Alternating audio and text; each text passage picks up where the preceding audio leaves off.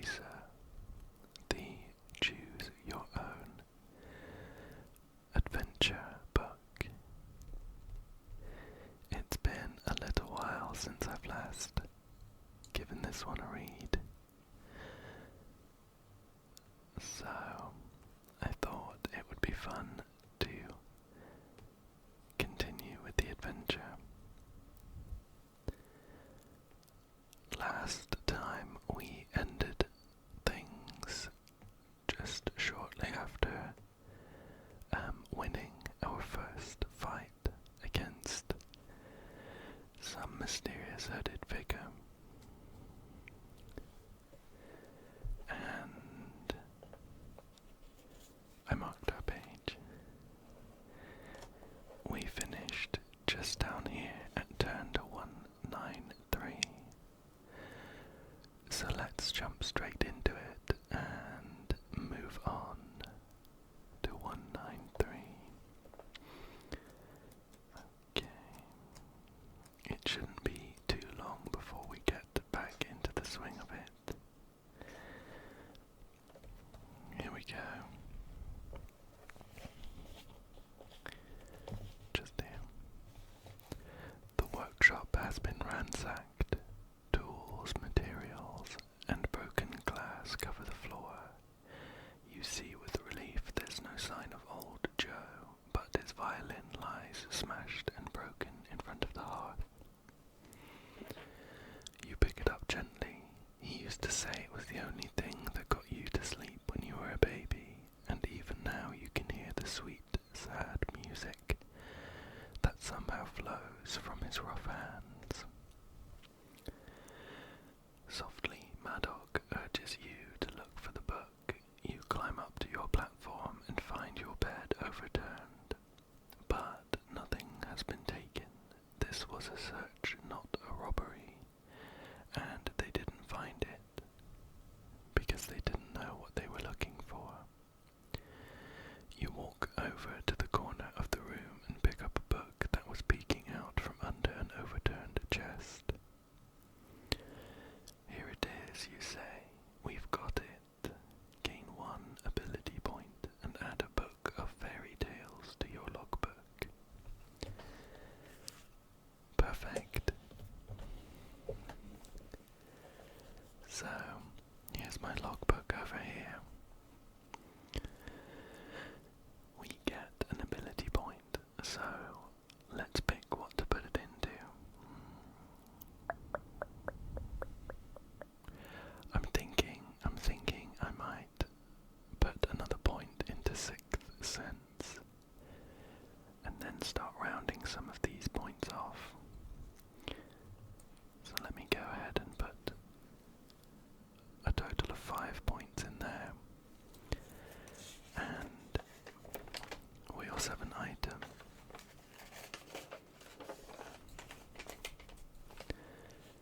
And it's our book of fairy tales that we've just picked up. So let's go ahead and add that to our item list. Book of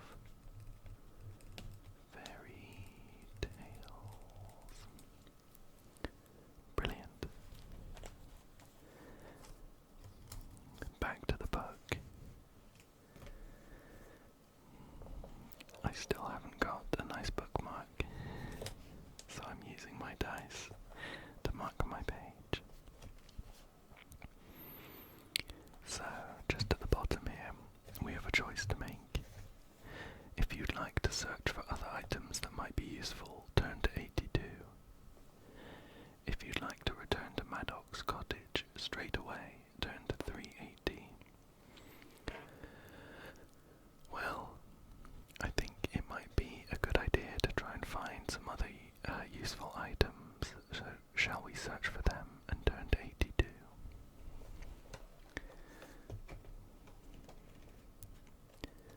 Let's see if we can find this. Here we go. 82 down here.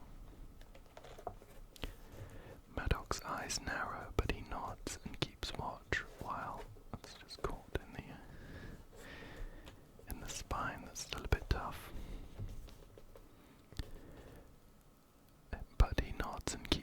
watch while you hurriedly rummage through the workshop. You have time to stash either a rope with hook or a magnifying glass. If you've already picked up one of these items, pick the other one up, add the chosen item to your logbook. Then, with a final glance back, you set off for his cottage. Turn to 380. Well, we get to pick between a rope with hook or a magnifying glass. We don't have either one of these ones. So, I wonder which one we should grab.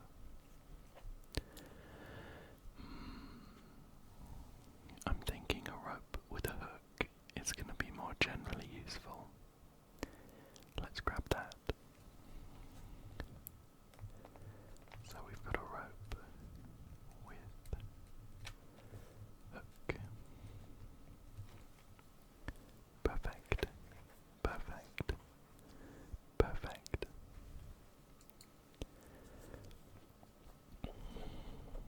So next up we're moving to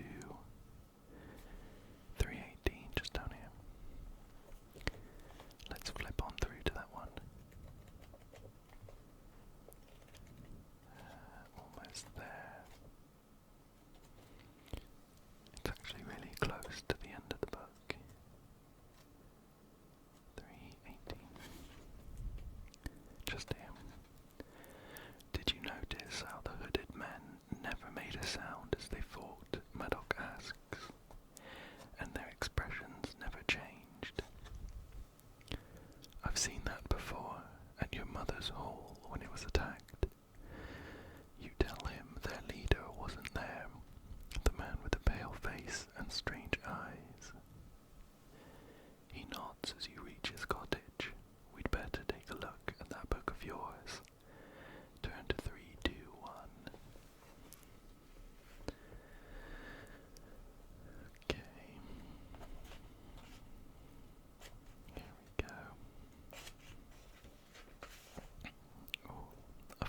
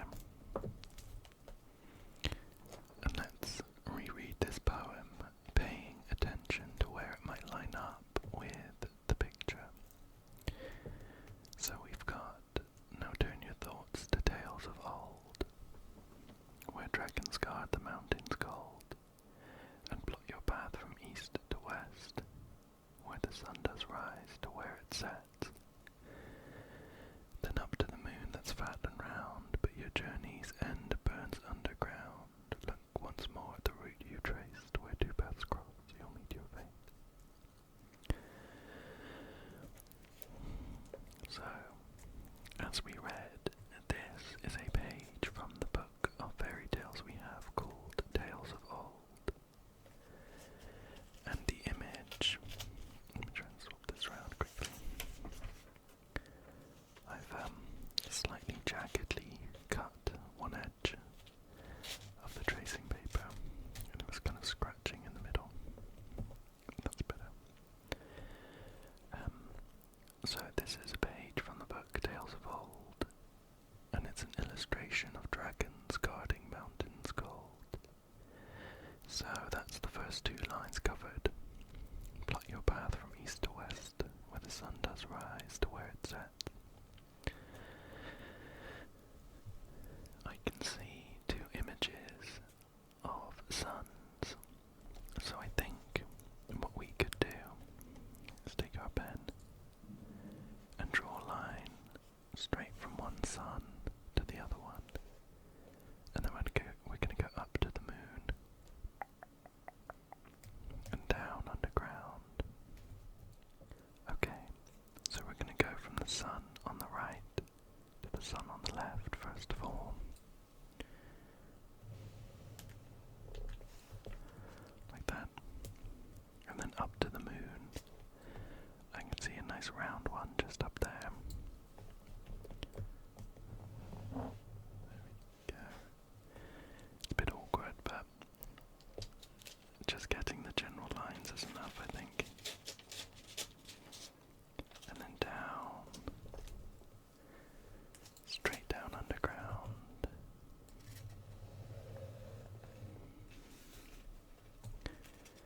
Well, I can see a number there, can you? I can see a number as well as a point where two lines cross. I think we're looking just here. There for the point, for the crossing lines, some kind of tree. And the number appears to be a 4. So, look once more at the route you traced. Where two paths cross, you'll meet your fate. I think that might be worth writing down. We're going to be heading across to number 4 times 4, 16. But I'm going to note that we might meet our fate at a tree. Let me just note it down here. It might come in useful. Put down meet fate at tree. And it was on a rock in a lake, so I'm going to put that down in brackets because it might be relevant. On rock in lake, question mark. You never know what might come up later on in these kind of adventure stories. Let's get back to the book though, where we have decided that we're turning to number 16. Number 16. Near the beginning this time. Oops, we missed it. Here we go. Just up here. Suddenly you see the pictures in the margins. You trace the route from the rising sun on the right to the setting sun on the left, then up to the full moon, then down to the flame burning underground. The lines make a cross over a tree with a strange symbol on its trunk. Gain 1 ability point. Madoc peers closely and gasps. Turn to 254. Well, maybe we didn't need to note down about that tree after all. But for successfully solving that puzzle, we get an ability point.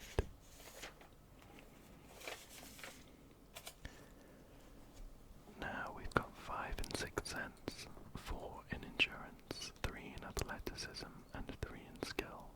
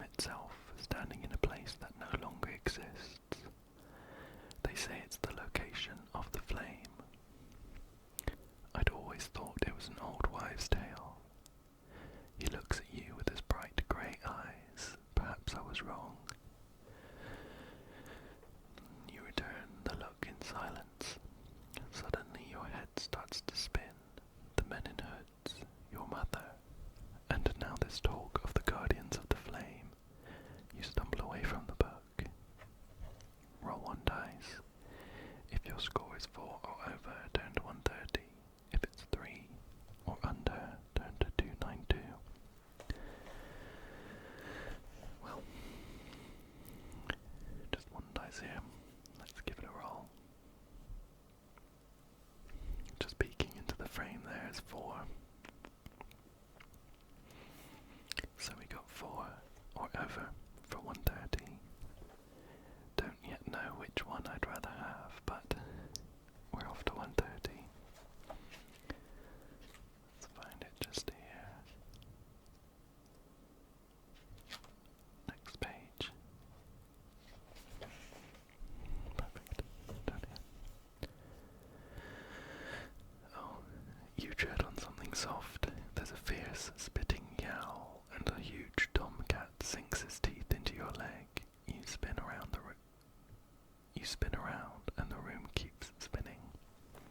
You fall and hit your head against the wall. The room goes black. Deduct 1 life point and turn to 95. Well, that didn't seem like the good option. And we're actually running fairly low on life. Well, I say that. We lost 4 life points in the fight last time. And we're now down to 7. Hopefully we get some healing soon. Just for my peace of mind. But we're moving on to 95. Number 95. Next page, here we go. Oh.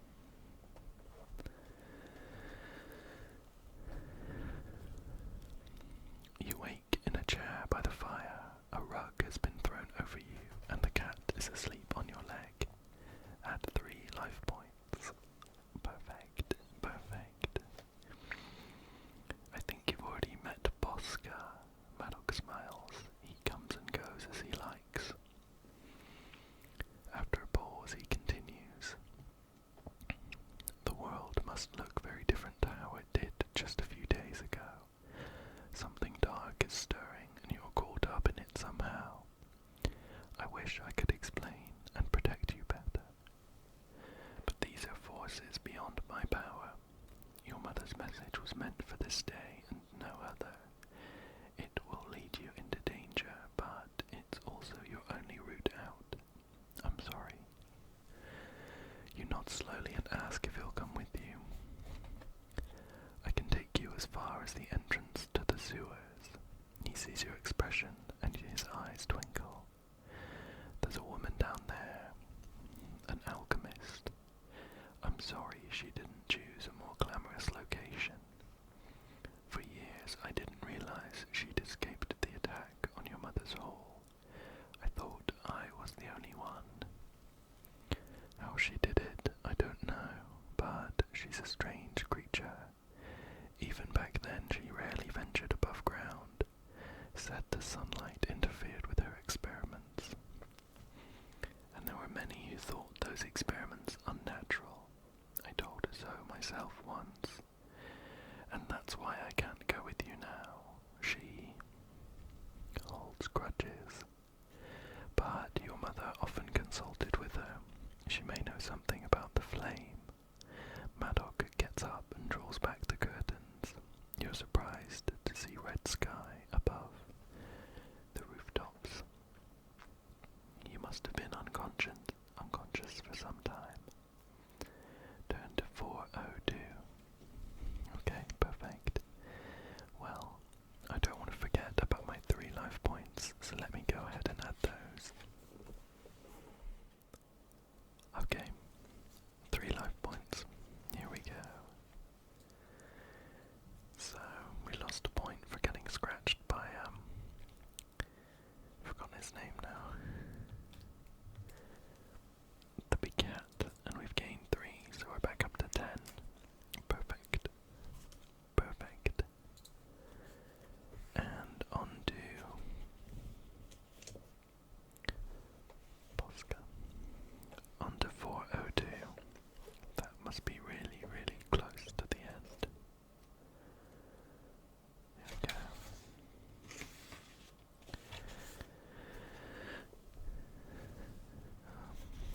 Just up here.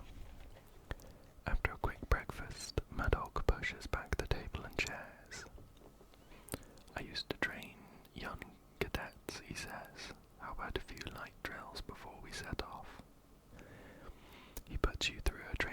exercise that leaves you flat on your back fighting for breath. Add 1 ability point each to your skill, athleticism, and endurance levels.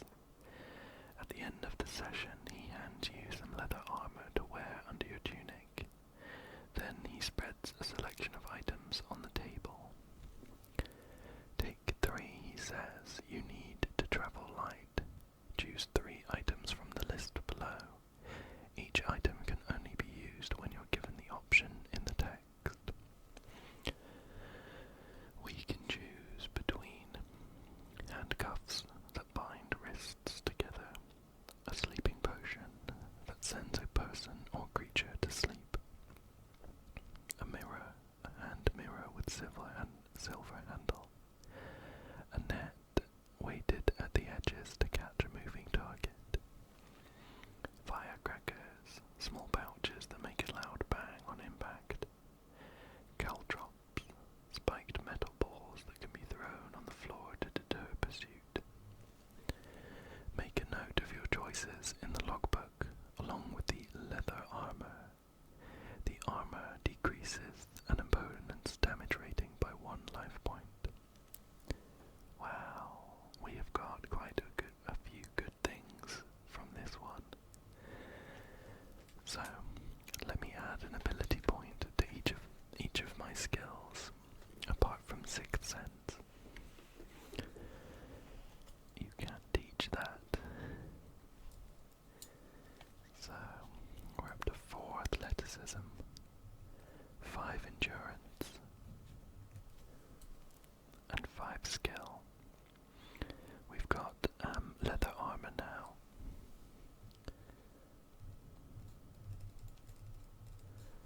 Leather armor, which reduces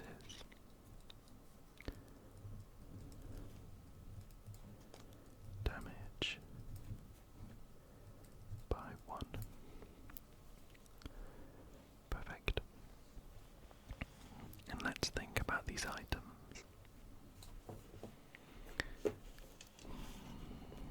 So we only get to pick 3.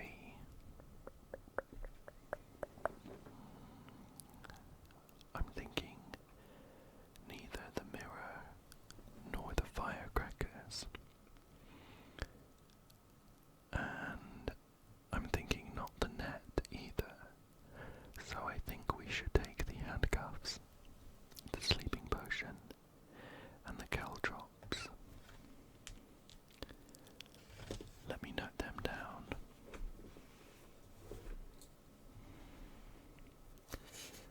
So, just on the next page. So we've got handcuffs,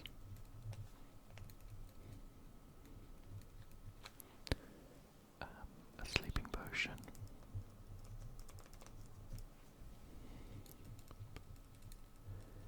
and caltrops as well.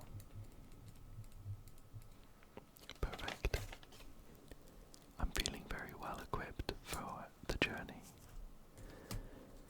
Let's see where it takes us next. We are of course going to the sewers to meet this alchemist. We're going to be turning to 290 for that. Where is it? Here we go.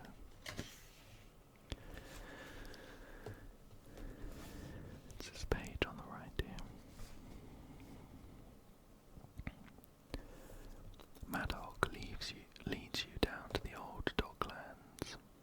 The rotten hulks of old ships loom above the mist rising off the river Wendell. It's low tide and you climb down a rusting ladder into a passageway between 2 storehouses. Rats squeak from cracks in the walls as you slip and slide across green stones and rotten driftwood. At the far end is another ladder leading up to an iron grating. Madoc removes the grating, then climbs back down. She won't be easy to find, he says quietly. Here, take these and try to head towards the center of the sewers. That's where I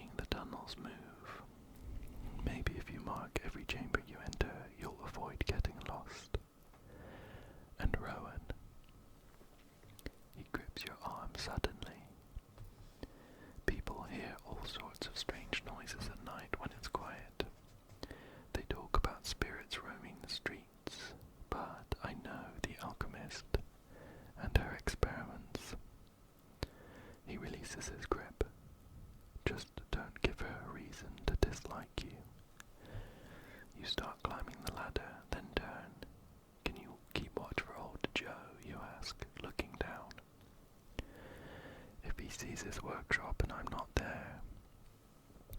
I will, Rowan. I give you my word.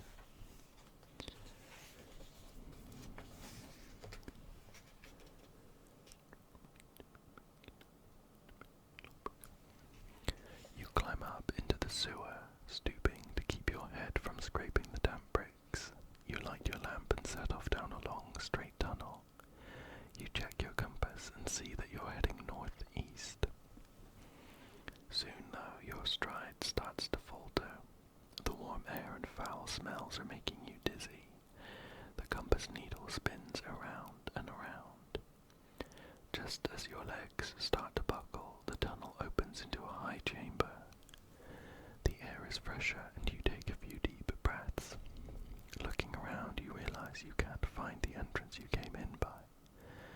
None of them seem to match the compass direction you are following, so you have a choice of 4 tunnels. But before you choose, remember Madoc's advice. To avoid going around in circles, mark each chamber you enter by making a note of its entry number in your logbook. Right, a couple of things to mark just before we move on. And it's that we have a compass, a lantern, and chalk. Not sure why I said that so strangely. Chalk. Okay. So, lantern, compass, and I'm going to start another sort of column up here. Chalk. And we're going to be noting where we go in the sewers. So let me start a note. I'm thinking if we do it in order, that might be helpful as well, right? So, we have a choice: north, south, east, or west. I don't have any reason to pick one over the others, I think. Shall we head south? So, south to 57. Let's find that. Oops. Here we go. Just down here. You hear a squeak and feel a sudden pain in your calf. You've been bitten by a rat. Deduct 1 life point, then come to a crossroads. If you want to go north, south, east, or west. Well, we've lost a life, unfortunately. Let me note that down. Down to 9 up here. I can't remember exactly where we just came from, which number it was, but we've just headed south. So it wouldn't make much sense to go north. That would lead us back to where we started. Shall we try south again to 397? So let me note that down. South. Oops. To 397.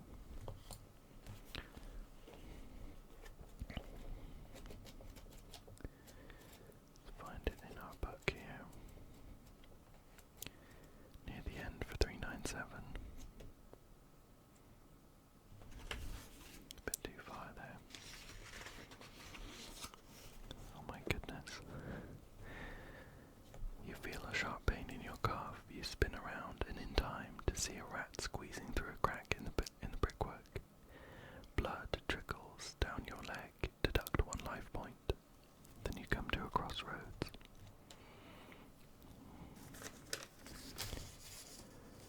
Well, we've lost another life point. Back down to 8. What I have noticed, and it makes sense because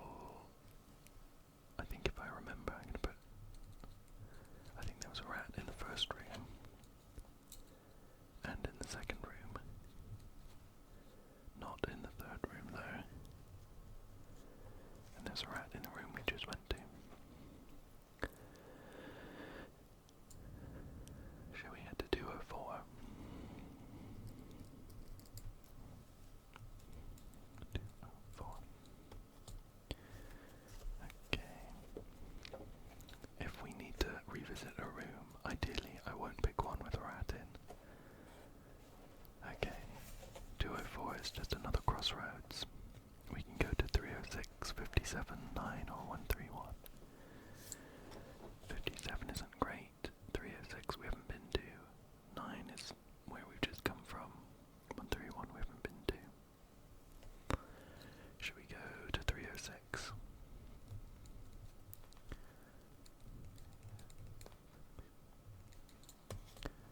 Okay. 6. Next up. Here we go up here, another crossroads. 333, 9, 131 or 397. 131 is the only one we haven't been to yet. So let's head west to 131. Has this picture got anything to do with the tunnels we're in?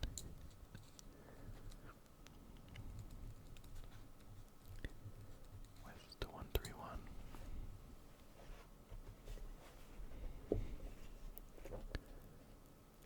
Okay, nearly there. Oh, 131 is bad. We've met with a rat.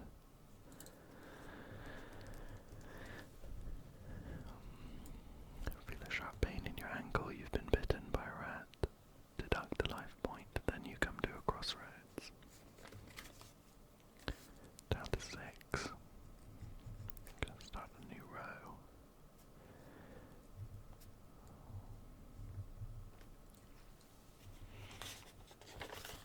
Okay, so we've got 306, which was fine. 57 had a rat. 320 is new. 204 is fine. Let's do east to 320.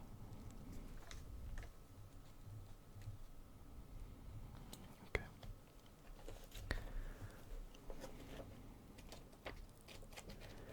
Near the end for 320.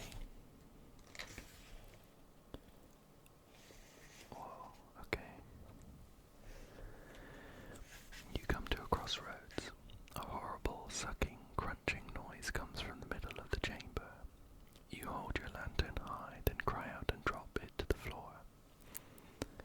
In the darkness, the noise stops. You hear something unnatural slithering your way. Dropping to your knees, you scrabble for the lantern, and when you hold it up, your horrified face stares back, reflected over and over in a cluster of moist black eyes. The creature rears up, and its thin front legs flail. You see tufts of rat fur stuck to its pincers, but the real terror is further back, where the body of a gigantic centipede merges with the body of a gigantic snake. Is this one of the alchemist's experiments that Madoc talked about? You might have glimpsed a red chain around its throat, but you can't be sure. We can either try and attack it, or back away slowly.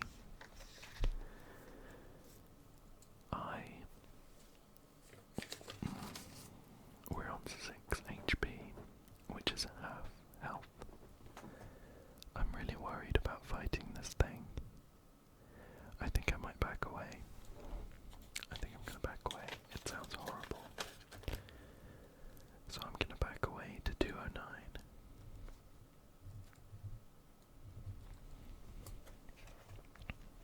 And hope nothing bad happens. 209. Oops. Okay.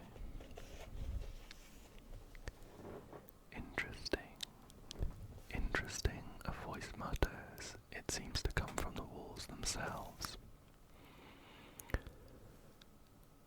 The child shows some intelligence. The chamber starts to spin. The walls close in. You feel the same dizziness that you felt as you approached the first chamber. In fact, you're in that first chamber. You get up, not sure why you were lying down, and see that the creature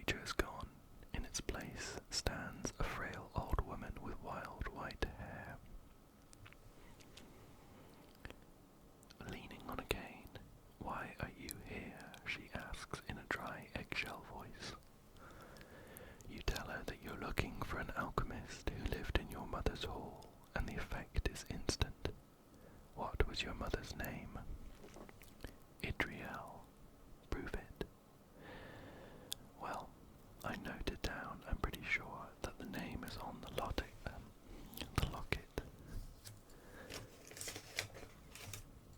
Here we go. Mother was Idriel, name on locket. Very handy. We will show her the locket by turning to 110. Okay.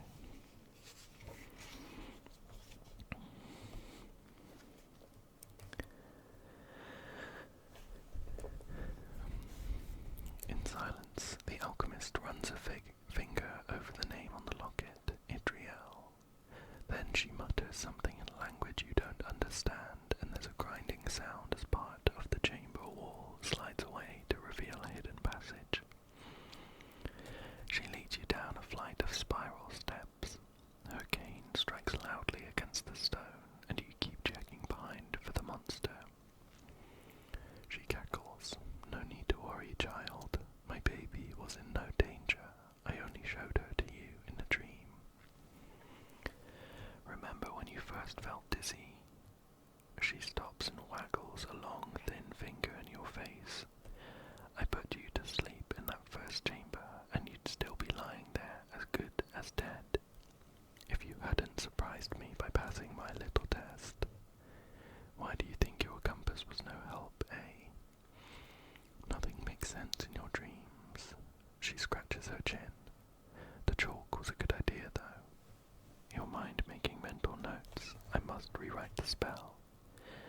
Hesitantly, you ask if the monster could have hurt you. What's that? Speak up, child. You repeat the question, and she pokes you in the chest. I told you once, she's as real as you or me, but you only saw her in your dream. She was born in my lab to fight the coming dark, not a mite like you. You glance down at your legs and she cackles. Those rat bites were real enough, though. This is a sewer, not a palace. She continues her descent and you follow in silence. It's only when you reach the bottom that you realize you've left your lantern, compass, and chalk in the chamber. Delete them from your logbook, then turn to 134. Well, I am very glad I didn't try to fight that horrible monster. I was mainly just thinking it was going to kill me, rather than any secret test. But we have lost our lantern, our compass, and our chalk. On to 134.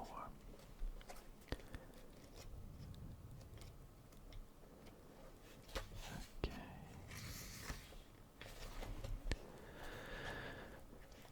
Here it is. The staircase leads down to a wide chamber. Here the alchemist turns, so they're making their move, are they? Idriel said you would come. She looks you up and down with a critical eye, younger than I was hoping, and shorter. Who sent you? She scowls and spits on the floor when you tell her. That jumped-up scarecrow's still alive, is he? She mutters. Shuffling about the room, you're in a laboratory filled with potions of many colors. Above your head, bats hang from the rafters, and ravens perch. Ah, there it is.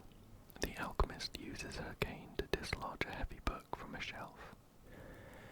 It hits the floor and sends up a thick cloud of dust. Put it on the table, she orders.